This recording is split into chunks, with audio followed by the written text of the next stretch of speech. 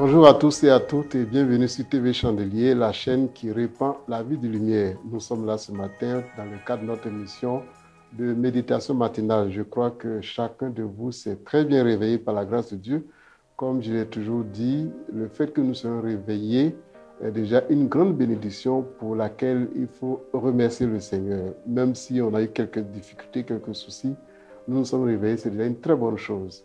Je vous invite donc à prier et à recommander ce moment de méditation au Seigneur.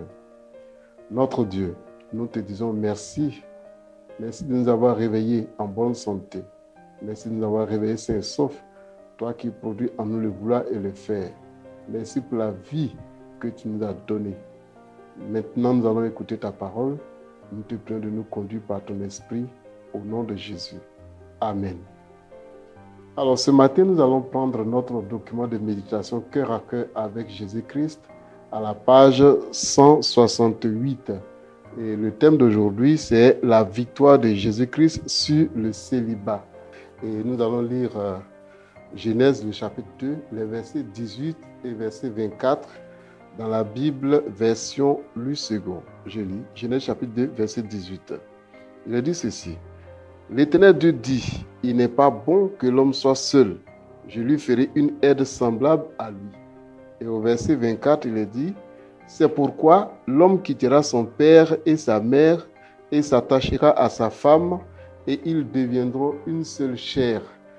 Donc, dans la vision de Dieu, l'homme doit quitter son père et sa mère pour s'attacher à sa femme et les deux vont devenir une seule chair. Cela est aussi valable pour la femme. La jeune femme aussi doit quitter son père et sa mère pour s'attacher à son mari et les deux deviendront une seule chair. Comprenez par là que dans le plan du Seigneur, l'homme est appelé à se marier, la femme est appelée à se marier et donc le célibat éternel n'était pas dans le plan du Seigneur au commencement. C'est pourquoi vous savez que le célibat est l'état d'une personne qui a atteint l'âge de se marier mais qui n'est pas encore mariée. Donc, une femme qui a l'âge de se marier, qui n'est pas encore mariée, est appelée célibataire. Un homme qui a l'âge de se marier, qui ne l'est pas encore, est appelé célibataire.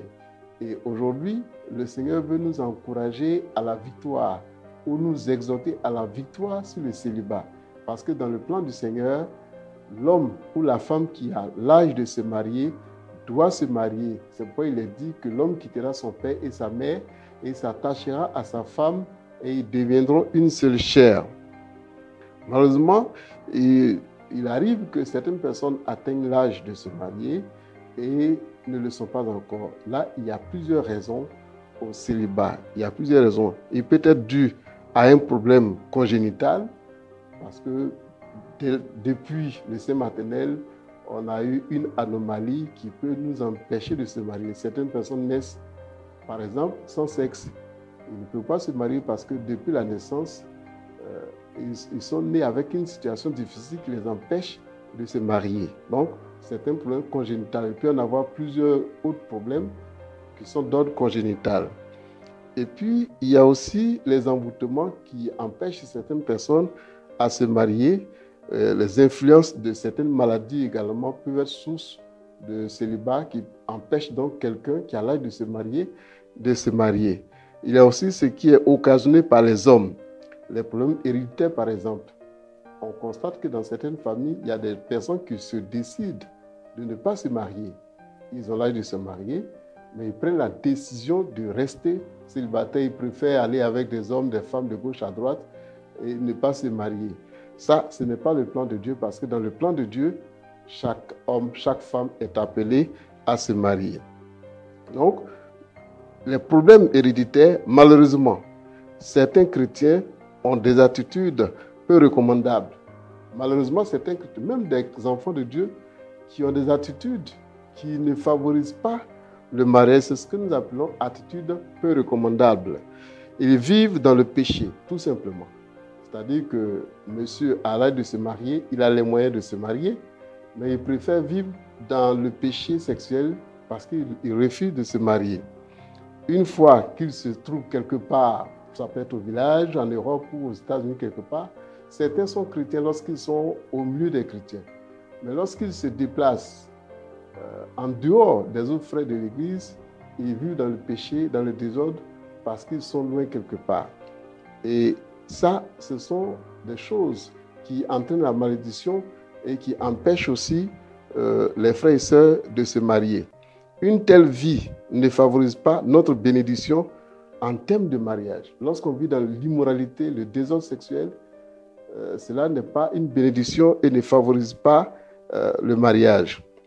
Il est écrit dans Genèse chapitre 17, verset 1, Dieu parlait à Abraham, il lui a dit ceci, « Je suis le Dieu tout-puissant, marche devant ma face et sois intègre. » Si nous voulons voir la bénédiction, si nous voulons triompher du célibat, Dieu nous encourage à marcher devant sa face, à vivre dans l'intégrité.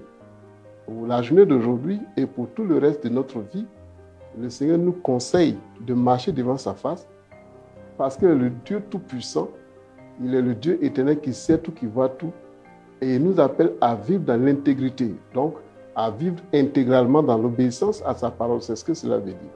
Qu'est-ce que nous devons retenir? Nous sommes nés, nous sommes créés pour s'unir à un sexe opposé. Si on est un homme, nous sommes nés pour se marier avec une femme. Si nous sommes une femme, ma sœur, tu es née pour t'unir aussi avec un homme par le lien du mariage et non par le désordre.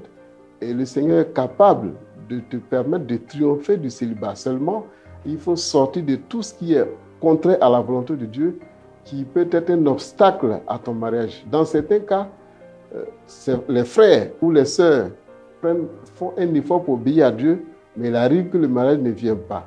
Dans ce cas, il faut se recommander à Dieu dans la prière. Mais si vous avez une vie désordonnée qui effraie même les frères ou les sœurs, vous allez vous rendre compte que vous êtes responsable de ce qui vous arrive. Dans ce contexte-là, Dieu recommande la repentance et la transformation totale pour que ces grâces abondent dans votre vie. Qu'est-ce qu'il faut retenir comme leçon? Le Tout-Puissant est capable. Attachons-nous donc à sa parole et vivons dans la sanctification. Sa grâce est encore possible pour chacun de nous. Sa grâce est encore possible pour chacun de ses enfants, pour chacune de ses filles. Il est le Dieu Tout-Puissant à qui tout est possible. Il faut se détourner du mal, revenir à sa parole et vous allez voir que les cieux vont s'ouvrir sur votre vie. Là où l'on a prophétisé le malheur ou le célibat à vie, le Seigneur va transformer et vous pourrez vous marier dans sa gloire. Que Dieu vous bénisse. Je vais vous inviter à prier avec moi. Seigneur notre Dieu, ton fils, ta fille qui vient d'entendre cette méditation, vit quelque part dans ce monde, parfois isolé, en train de te chercher, prier pour demander que l'homme vienne vers elle et que lui aussi arrive à trouver celle que tu as créée pour elle. Avec toi, tout est possible. Oui, je te prie de répondre aux cris de ton fils et de ta fille. Pour ceux qui sont déjà mariés, que ta grâce continue de surabonder et que leur famille, leur foyer soit habitable, qu'il y ait la paix dans leur maison. Merci notre Dieu pour cette journée. Merci pour tes grâces qui abondent dans notre vie. Au nom de Jésus. Amen.